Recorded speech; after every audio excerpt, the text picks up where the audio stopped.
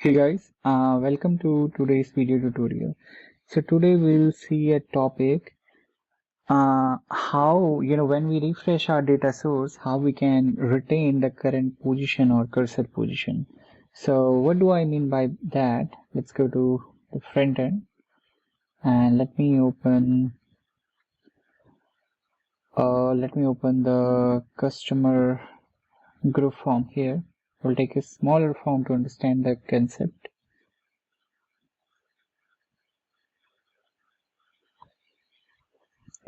Okay, so here we go. So what we'll do, so for example, currently I'm in this 40 customer group. So when I will click on any button, let's say I click on any button here, forecast. So you will see now when I will come back, so I will lost my cursor position. So first of all, for our demo purpose, what we'll do, we will, so what we'll do, let's try to change that.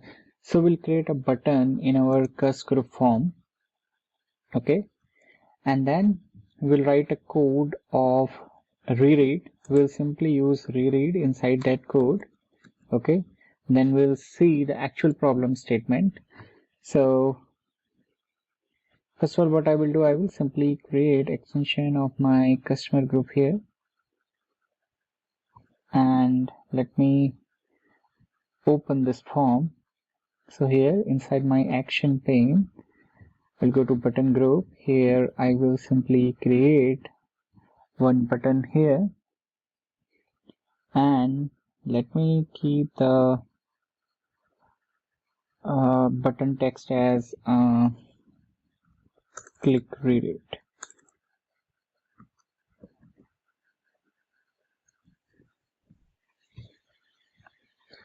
Or we'll use research here, because research actually when we use a research, then our current buffer get lost, and I will simply remove the one from here, and I will change one more property here, auto declaration to yes.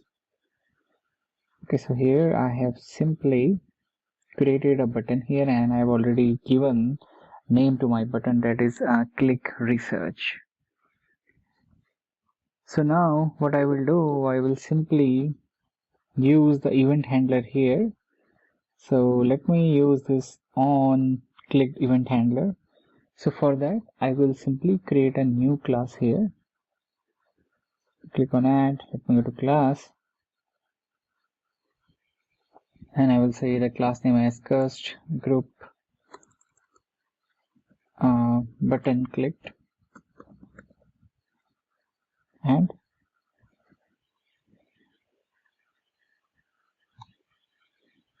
so my class is created. Now we'll simply remove this internal and final here, and I will paste that code here, and I will remove the comments for now, and I will save it. Okay, so now when you will actually click on this button, so what we'll do, we'll simply do a research here. Okay, so first thing is that we need to get form run from here. So to get my form run, I will define here form run equals to, and I could easily get my form run from my sender. So here I will simply say form run. Okay, so now I have my form run. From my form run, I can simply get my form data source. From data source, I will create an object named as FDS, and here from my form run, let me correct the spelling here, and I will say my form run dot cursor. Okay, from here I will get my current record. Now this current record is nothing but it is simply my cursed group here. So I can say fds.cursor. Here I will get the current record, current cursor record, And now what I will do, I will simply save my fds.research here. Okay, and so between this, let me do one thing here. I will simply write info statement as well, so that from front end we can easily get when this is getting clicked. Okay, so for now what we are doing, we are trying to create the problem statement. So our problem statement is that first of all we have created a button. Okay, when that button will be created, at that time simply the data source research function will get called out. Okay, so now let me do a build and then we'll try to understand the problem. So guys, I did a mistake here. So let's see here. So if you see, like from form run, I directly simply put cursor here, but it should be here data source. So it will be form run dot data source.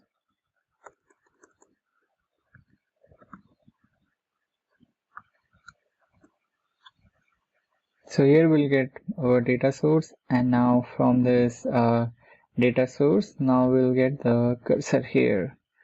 So let me trigger the build one more time here. Yeah, so guys, here, so my build is completed here. So now let's try to understand the actual problem. So now when I go to my customer group form, so let's say I'm into this 40 customer group. So when I will click this field, like click research, so behind the screen, it will trigger a research here. Okay, so by which the buffer is going to this particular customer. So ideally when we will click into this particular button, we still want our record to be highlighted here only. So how to do this? So now in order to achieve this one, we'll use a method called findRecord. Okay, so let me do this here. So what I will do, I will store my rec ID. So let me do this. Let me create or let me define a variable here named as rec ID. And here I will say cust group rec ID. And here I will simply store my cust group rec ID from my cust group buffer dot rec ID. So here I am simply storing rec ID of this particular buffer. Okay. So we don't have, let me open this cust group table here.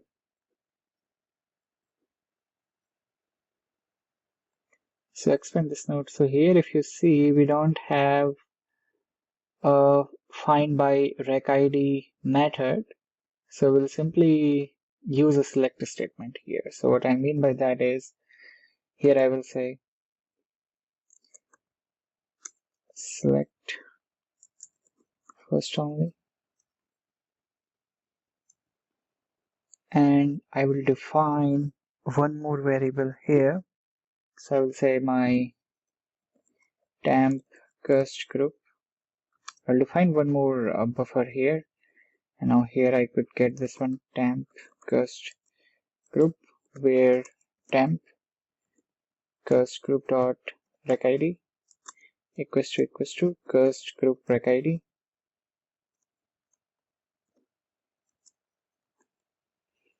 Now when this will get triggered, so what I will say, I will simply say in my form data source, I have this method find record. Here I will simply pass my this particular buffer, because this buffer will have the older value.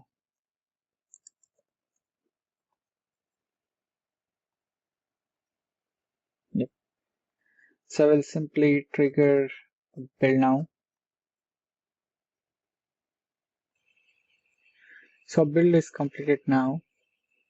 So I'll go to my customer group. So now when I click on this button and I click on this research, so you see here my cursor is like available here only. It's not moving to other record. Let me do it one more time. So when I click here into this one, so click here, so you can see your cursor is into this particular customer group only. So initially what we do, to create a problem statement, we simply created a button. Initially, we simply use this particular code. So when we run this research or execute query, so the filters, they get wiped out. Now, what we did, we locally saved our rec ID and we eventually get a table buffer here, and inside our form data source findRecord, we simply put this stamp cus group record. So when this method gets executed, then later on we simply saved this particular buffer here. So thank you for watching this video.